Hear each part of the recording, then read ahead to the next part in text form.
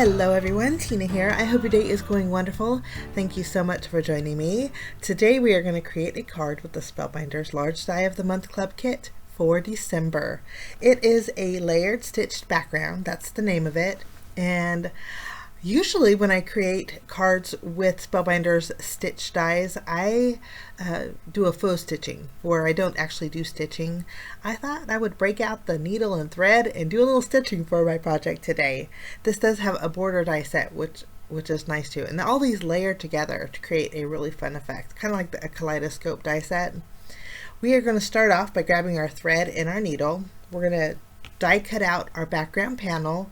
We'll layer the rectangle die and the insert, and then this is what the panel creates. All these beautiful triangle shaped, well actually it wouldn't be a triangle, these squares that are kind of shaped like a diamond.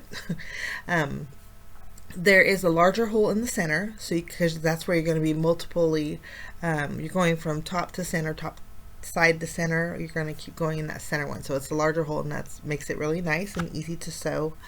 I'm using some gold thread. This actually is a bobbin that came with a spool. I'm going to grab it and show you what it looks like. If I can find where I got it, I'll list it below, but it's real pretty gold. It's not quite a bright gold. I would say it's more of a toned down gold, so it would kind of go with silver or gold. But what we do is, I'm using a embroidery needle. You want to make sure your needle will be able to go through the center hole very easily. First, we're going to thread through the top of the square diamond, and then I'm attaching the end piece of my thread to the back side of my panel. I'm actually using some double-sided tape from the card kit.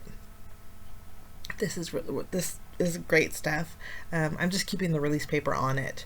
But once you have the back-side adhered, you know it's not going to go through any of those holes, and now you can begin sewing. I start at the top and then go through the center, and then go through the next one, and then go through the center, and just follow it all around. I put this in like hyperdrive speed. I only wish I could sew this fast. The entire project took me about 40 minutes to do this panel, and I did have to like rethread my needle 3 times, but I'll show you how to rethread it in just a bit. But it's very easy and kind of very relaxing to do this. I actually did mine off camera, and I just took my time with it. But this is what your little diamond square looks like. Now if you run out of thread, it's easy to do. Just take your end piece, line it up in an area on the back panel where there's no dots, and secure a little piece of tape behind it. Just trim off the excess and you're good to go. Just redo the process to start a new thread line. Pretty easy to do. Now again, I had already did one of these off camera, so I'm going to bring in put this away, and I'll bring in my panel and show you how pretty this looks. Now this does take time, so the kind of card that I'm going to make is something that could be maybe set out on a desk, you know, something that's not going to be put in a drawer or anything. So I wanted to create kind of a sentiment card that is universal. Now before I start the card project, this is a shimmer pen or a silver sparkle pen. I wanted to show you an alternative way that you could do a little faux stitching if you don't want to or don't have the time to do stitching. This pen itself is a jelly roll pen, and I think it's just a little too light. So this probably is not a great idea to use this. I do have a Uniball gold metallic pen, and I think that's going to work perfect for this. I actually have a gold and silver, but this is what the Uniball pen looks like. Now if I can find the link to this, I'll link it down below. But this glides on really easy, and all you have to do is go over the embossed lines on these little square diamonds, and to me I think it will give you the same exact effect. You just don't have the texture, and then of course there's not as much time involved in it, but whereas the other one is kind of a little work of art. But it's so easy to create faux stitching with this. So if you're not into sewing, this is an option with the large die of the month club kit. You can see it looks pretty good. And I'm showing it on camera, and my lighting is not the greatest, but in real life it's just as pretty. So break out a gold metallic pen if you want to recreate this card today. Not the jelly roll, just the gold one, Uniball. Okay, let's create a card. We need to do a little bit of die cutting. So I have 2 pieces of cardstock I'm going to use. I have the pale peach, which is actually called Barely Peach. And then I have the orange, which is called Persimmon. Both of these are Spellbinders Color Essential cardstocks. These dies are actually 4 1/4 inches long after you create your panel. So this will go landscape on a, this will go horizontal on a A2 size card, which makes it really nice. The lighter cardstock, I'm die cutting out the thinner background, and then the darker one, I use the thicker one. Once those were die cut, I went ahead and grabbed some Distress Oxide ink. This is Spiced Marmalade. We're going to go ahead and use the ink blending tool and go over ink blending brush, I should say, go over the edges just to add something special to this panel, since it is all white.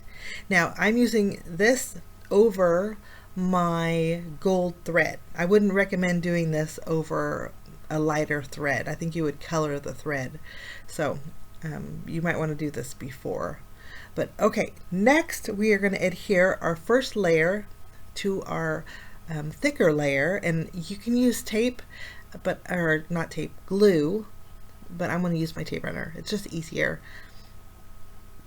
Or you could use double-sided adhesive tape and put it on your cardstock before you die cut. I think that's another option, kind of creating a sticker with it, or use your sticker maker. Once that's adhered, I'm going to take this panel, add adhesive behind this, and then this is going to go layered directly on our stitched panel. And the result is so pretty, guys. I just love it. It looks almost like those crochet squared. My mom used to create them, crochet blankets. That's what it reminded me of. For the border, I'm just taking the thinner Barely Peach strip, and we're layering that right on top of the persimmon, orangey persimmon background, and it's layerable too. It's actually really pretty. And then that is all the die cutting that we're going to do. Now we need a sentiment, and I wanted an extra focal point to make this extra special if someone wanted to keep this like on their desk. So I'm bringing in a stamp set that's fairly new to Spellbinders. It's from the Cardmaker 2 stamp collection. This is called the New Start Clear Stamp Set, and it has some real pretty butterflies on there. This one almost looks mothy. So I stamped that with my black ink, and then I'm just going to use my scissors and fussy cut around it. I think the boldness of the black is going to go really good with those orange tones. And I couldn't find my fussy cutting scissors, so I'm using my big ones, and actually wasn't too bad. It was actually pretty comfortable in my hand, but I fussy cut out my butterfly.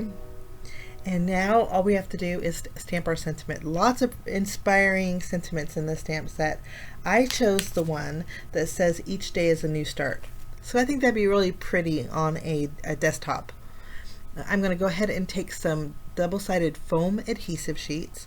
I just trimmed one down so it'll fit right behind that stitched panel. And we're going to go ahead and adhere this towards the upper portion of our card. This way we have a little room on the bottom to stamp that sentiment. I'm going to use that same black ink that I used to stamp my butterfly right below.